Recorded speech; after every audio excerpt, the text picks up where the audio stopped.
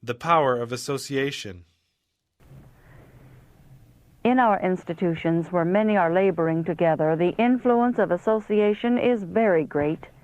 It is natural to seek companionship. Everyone will find companions or make them. And just in proportion to the strength of the friendship will be the amount of influence which friends will exert over one another for good or for evil. All will have associates, and will influence and be influenced in their turn. The link is a mysterious one which binds human hearts together so that the feelings, tastes, and principles of two individuals are closely blended. One catches the spirit and copies the ways and acts of the other. As wax retains the figure of the seal, so the mind retains the impression produced by intercourse and association. The influence may be unconscious, yet it is no less powerful. If the youth could be persuaded to associate with the pure, the thoughtful, and the amiable, the effect would be most salutary. If choice is made of companions who fear the Lord, the influence will lead to truth, to duty, and to holiness. A truly Christian life is a power for good. But on the other hand, those who associate with men and women of questionable morals, of bad principles and practices, will soon be walking in the same path. The tendencies of the natural heart are downward. He who associates with the skeptic will soon be skeptical. He who chooses the companionship of the vile will most assuredly become vile. To walk in the counsel of the ungodly is the first step toward standing in the way of sinners and sitting in the seat of the scornful. Choose noble associates. Let all who would form a right character choose associates who are of a serious, thoughtful turn of mind, and who are religiously inclined. Those who have counted the cost and wish to build for eternity must put good material into their building. If they accept of rotten timbers, if they are content with deficiencies of character, the building is doomed to ruin. Let all take heed how they build.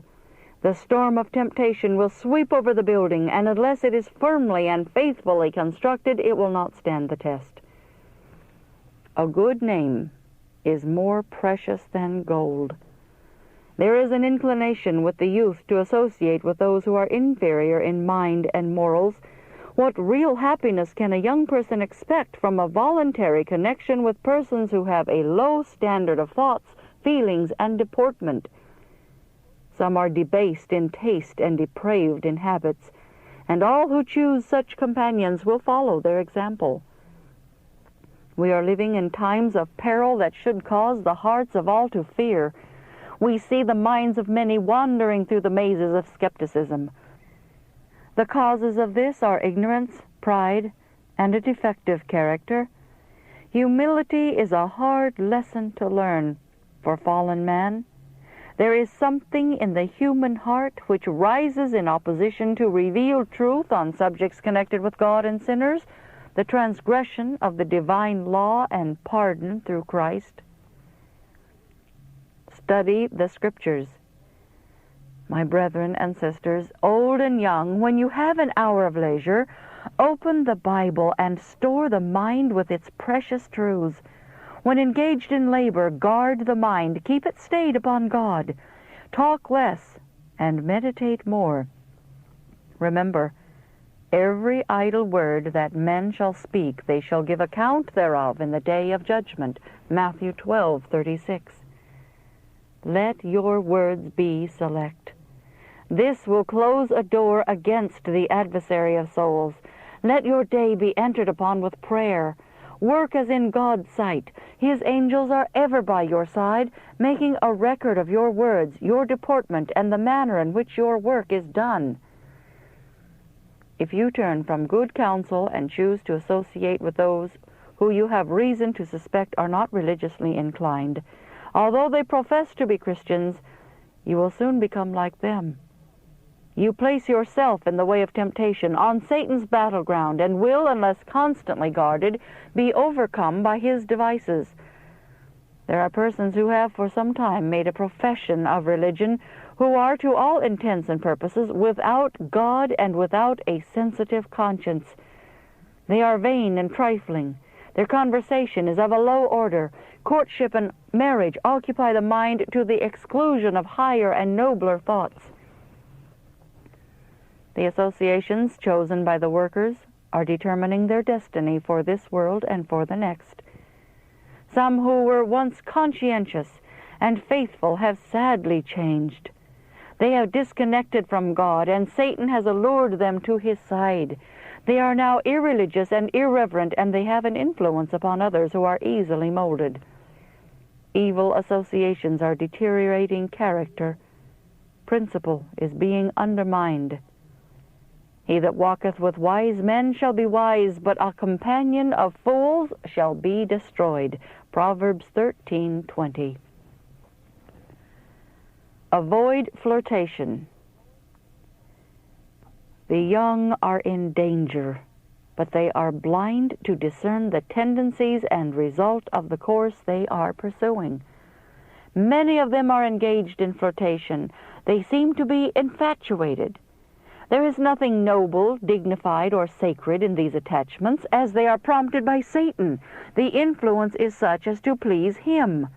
Warnings to these persons fall unheeded. They are headstrong, self-willed, defiant. They think the warning, counsel, or reproof does not apply to them. Their course gives them no concern.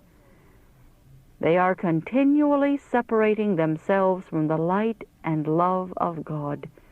They lose all discernment of sacred and eternal things, and while they may keep up a dry form of Christian duties, they have no heart in these religious exercises. All too late, these deceived souls will learn that strait is the gate, and narrow is the way which leadeth unto life, and few there be that find it. Matthew 7:14. Words and actions and motives are recorded, but how little do these light, superficial heads and hard hearts realize that an angel of God stands writing down the manner in which their precious moments are employed. God will bring to light every word and every action. He is in every place. His messengers, although unseen, are visitors in the workroom and in the sleeping apartment. The hidden works of darkness will be brought to light. The thoughts, the intents and purposes of the heart will stand revealed. All things are naked and open to the eyes of him with whom we have to do. The workers should take Jesus with them in every department of their labor. Whatever is done should be done with an exactness and thoroughness that will bear inspection. The heart should be in the work. Faithfulness is as essential in life's common duties as in those involving greater responsibility. Some may receive the idea that their work is not ennobling, but this is just as they choose to make it. They alone are capable of degrading or elevating their employment. We wish that every drone might be compelled to toil for his daily bread, for work is a blessing, not a curse. Diligent labor will keep us from many of the snares of Satan, who finds some mischief still for idle hands to do. Be not ashamed of work. None of us should be ashamed of work, however small and servile it may appear. Labor is ennobling. All who toil with head or hands are working men or working women, and all are doing their duty and honoring their religion as much while working at the wash tub or washing the dishes as they are in going to meeting. While the hands are engaged in the most common labor, the mind may be elevated and ennobled by pure and holy thoughts. When any of the workers manifest a lack of respect for religious things, they should be separated from the work. Let none feel that the institution is dependent upon them. Those who have been employed in our institutions should now be responsible workers, reliable in every place, as faithful to duty as the compass to the pole. Had they rightly improved their opportunities, they might now have symmetrical characters and a deep, living experience in religious things. But some of these workers have separated from God. Religion is laid aside. It is not an inwrought principle, carefully cherished wherever they go, into whatever society they are thrown, proving as an anchor to the soul. I wish all the workers carefully to consider that success in this life and success in gaining the future life depend largely upon faithfulness in little things. Those who long for higher responsibilities should manifest faithfulness in performing the duties just where God has placed them. The perfection of God's work is as clearly seen in the tiniest insect as in the king of birds.